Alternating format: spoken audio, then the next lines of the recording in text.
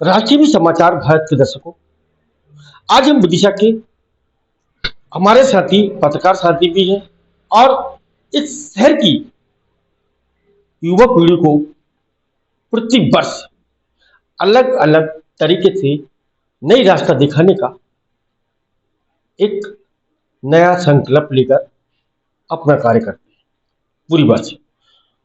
जब जब भी नया वर्ष प्रारंभ होता उसके पहले दिन से ही हरिओम शर्मा एक नया संकल्प लेकर उसकी साल की शुरुआत करते हैं। ये संकल्प का उनका जो 365 निर्णय है उनके मन में क्यों आया, कैसे आया, क्यों आज की युवा पीढ़ी को नई दिशा देने का जो उनका एक लक्ष्य है। देखा जाता कि आज की युवा पीढ़ी भटक रही है। अब मैं छोटी सी बात करूंगा, भटक कैसे रही है उसमें मैं भी शामिल हूं, क्योंकि आज देखा जाता कि सनातन धर्म में कुछ ऐसे कार्य होते हैं जिनको करना सनातनियों के लिए बहुत अनिवार्य होता है। जैसे मैं अगर बात कर लूं कि तिलक लगाना, आज देखा जाता तिलक लगाने से आज की युवा पीढ़ी परहेज करती है, दूरी बनाती है। मतलब यहां तक ये कि कहा जाए कि वो इस बात को नहीं मानती। चोटी रखना, ऐसी सनातन धर्म की जो परंपराएं हैं उनको हरिओम शर्मा जी, जो कि हमारे पत्रकार साथी भी हैं और शहर के समाज से भी है, और देखा जाता कि वो एक उनके मन में नई नई प्रेरणा आती है हर प्रतिवर्ष, और 365 दिन उनका एक कार्य चलता रहता है और वो 365 दिन लंबे समय से कई वर्ष बीत चुके हैं। और इसी क्रम से वो नया साल का पहला दिन से नई सोच को लेकर नया कार्य प्रारंभ करते हैं। तो आज हमारे साथ हम उमर मेरे साथी हरिओम शर्मा से मैं चर्चा करूंगा कि उनकी जो सोच है वो सोच को क्यों वो आज संसार में लोगों को बताना चाहते हैं, आज की युवा पीढ़ी को बताना चाहते हैं, और उनके मन में ये प्रेरणा क्यों आई, कैसे आई, कहां से आई, इसके पीछे उनका क्या ध्येय है। तो हम उनसे बात करेंगे जो हमारे साथी पत्रकार हैं हरिओम शर्मा जी। पहले अपना परिचय। मैं हरिओम शर्मा जनसेवक के रूप में अनेक वर्षों से काम कर रहा हूँ। 21 में एक प्रेरणा मिली थी मुझे कि ध्वनि प्रदूषण ना करें। तो 2021 में जब प्रेरणा आई कि ध्वनि प्रदूषण नहीं, तो आज विगत 6 वर्ष हो चुके हैं मैंने अपने वाहन का हॉर्न भी नहीं बजाया जिससे कि किसी को तकलीफ हो। आज के समय लोग बगैर हॉर्न के चल भी नहीं पाते। मैं विगत 6 वर्षों से लगातार चल रहा हूँ, मुझे कोई आपत्ति नहीं। मैं हॉर्न नहीं बजाता, मैं ब्रेक लगा लेता हूँ। ब्रेक लगाने से क्या होता है, किसी को तकलीफ भी नहीं होती, अपने आप को अपन बांधते हैं।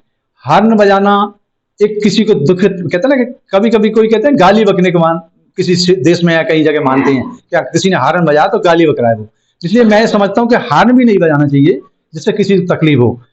22 में मैंने अपना सड़कों पर ना थूके स्वच्छता पे काम किया। जिला प्रशासन ने मुझे सम्मानित भी किया, जिला कलेक्टर द्वारा प्रशंसा पत्र मिला था।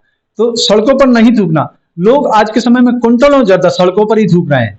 मेरा उद्देश्य था, विश्वास सारंग जी को भी मैंने संकल्प एक दिलवाया था। 26 जनवरी उन्हें झंडा वंदन करने आए थे, तो वो कहते हैं कि सड़क में ना थूके व्यक्ति नाली में ही क्यों थूके। तो मैंने कहा आपका पानी भी नाली के में ही के माध्यम से किसी गंदगी या नाले में कहीं बह जाता है, तो नाली में थूकने के लिए इसी कहा था कि गंदगी सड़कों पर ना, क्योंकि कुंटलों ज्यादा सड़कों पर जाएगा तो सांसों के माध्यम से उस शरीर में प्रवेश करेगा। वो ऐसा शरीर में प्रवेश नहीं करना चाहिए गंदगी। और मैं नहीं जानता कि इसका दूषित परिणाम क्या होगा, डॉक्टर लोग जाने, लेकिन मैं ये चाहता हूँ कि सड़कों पर ना थूके कुंटलों ज्यादा। 23 में सुंदरकांड, अनेक परिवारों में जाके मैंने सुंदरकांड किए हैं जिससे कि ईश्वर के प्रति अपनी आस्था जोड़ना। मेरे करने के बाद अनेक लोगों के परिवार भी चल रहे हैं, आज सुंदरकांड करते हैं जिसके माध्यम से वो पैसा लेते हैं। मैंने तो खैर नहीं लिया लोगों से। साल भर 365 दिन मैंने अनेक परिवारों में जाकर सुंदरकांड किया है। और 24 था हर माथे पर तिलक हो। मेरी इच्छा थी तिलक लगाएं लोग, क्योंकि तिलक लगाने से क्या है, एक खुशी अपने आप में मिलती है। तो अनेक परिवारों में तिलक भी लगाया मैंने, लोगों को, युवाओं को लगाया, बुजुर्गों को लगाया, बेटा बेटियों को, बच्चों को लगाया। और 25 था रिश्ते और रोजगार पर काम करना। तो इस वर्ष मैंने साल भर लोगों के अनेक परिवारों में जाके बात करी है जिनके बेटा बेटी विवाह योग्य हैं, तो या जिनको रोजगार करना है, तो उनके रोजगार के माध्यम से मैं कैसे उनको आगे बढ़ा सकूं। किसी किसी बेटे को अगर ऋण लेके भी अगर अपना रोजगार शुरू करना है तो उस पर भी मैं काम करने की अनेक बैंकों से बात करी है मैंने, तो उनके लिए भी 80% तक लोन देने के लिए बैंक तैयार हो रही हैं। बहुत बड़ी खुशी की बात है कि युवा डरे ना, चिंता ना करें कि पैसे की कमी, बैंक भी तैयार हैं, हम भी तैयार हैं। तो युवा जो विवाह करने योग्य हैं वो विवाह भी करने लायक, अनेक परिवार से जुड़ने का काम, बताने का काम कर रहा हूँ। भैया जाओ मिलो, मिलके एक दूसरे से परिवार बेटा बेटी विवाह योग्य हों तो उनकी विवाह हो जाए। रोजगार पर भी काम कर रहा हूँ। 2026 में जो भी संकल्प होगा आप सभी के सामने रखूंगा और साल भर 365 दिन उस पर काम करूंगा। 2026 का एक नया संकल्प और जो भी मन में आएगा 30-31 तारीख को दिसंबर को मैं आप बहुत सब बढ़िया। तो ये हरिओम शर्मा हमारे साथ जुड़े हुए थे, तो उनका कहना 2021,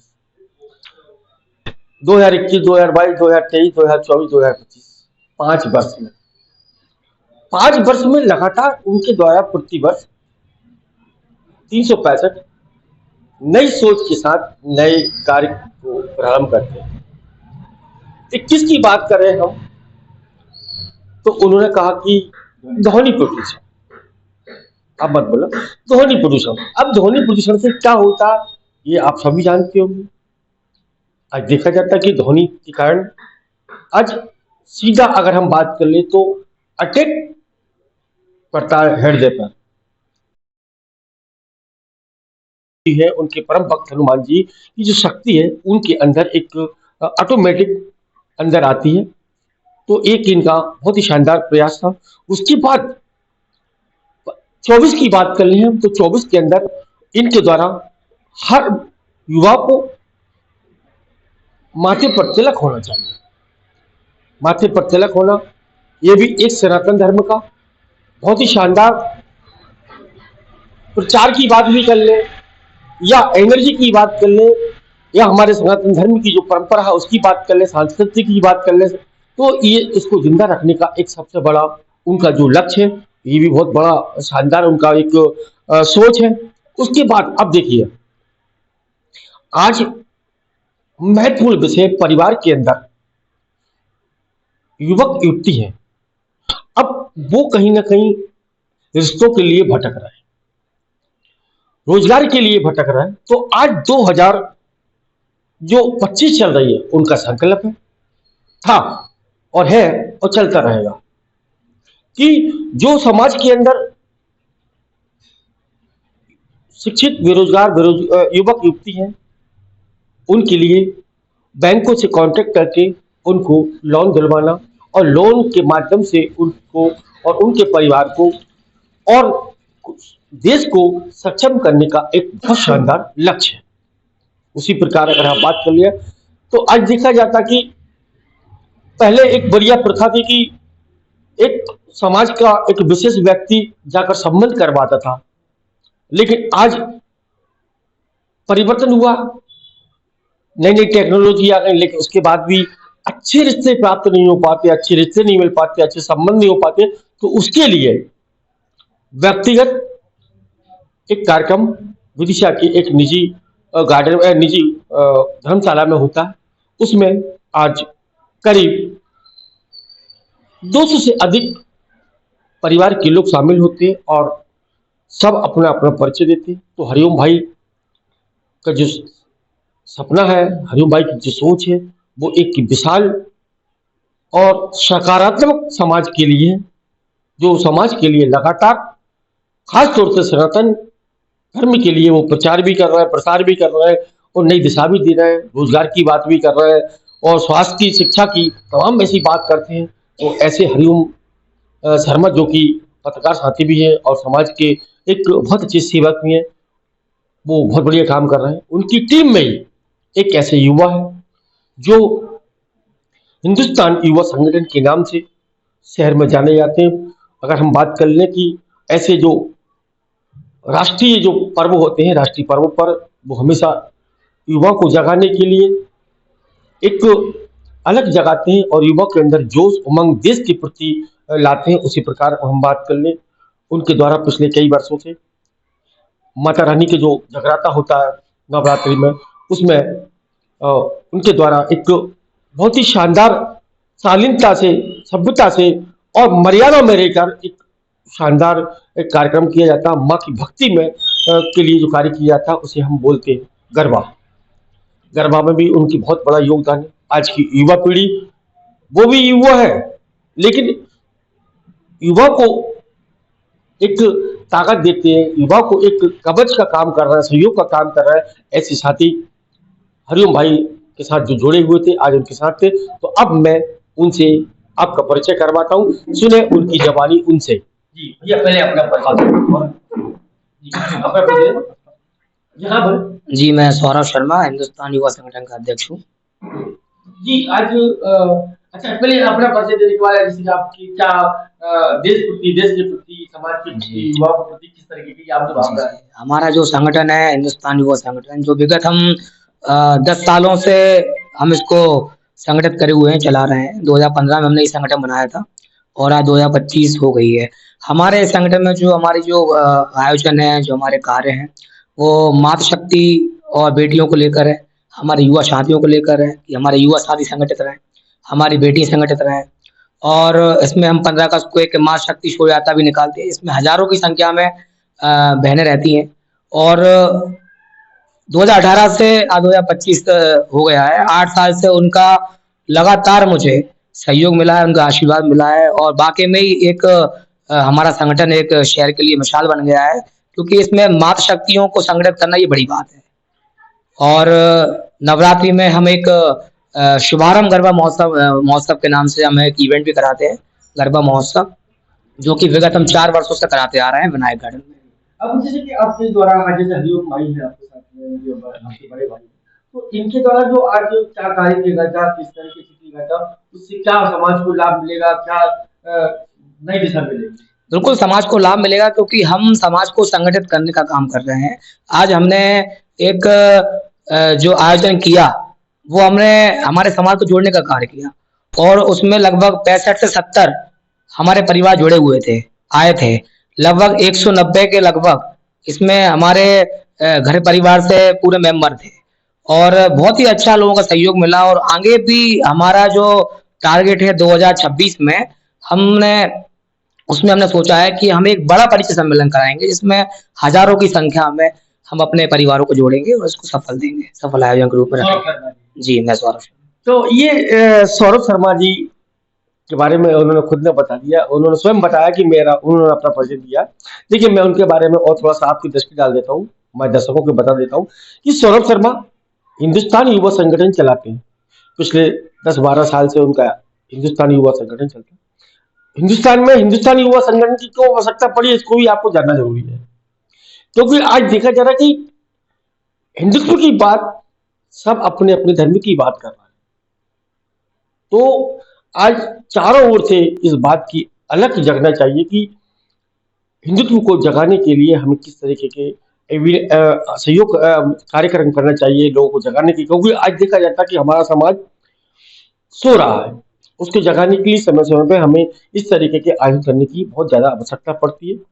और देश के प्रति और इस मिट्टी के प्रति उनका लगाव हो, उसके लिए जो कार्यक्रम हिंदुस्तान युवा संगठन के सौरभ शर्मा करते, वो एक अच्छी पहल करते।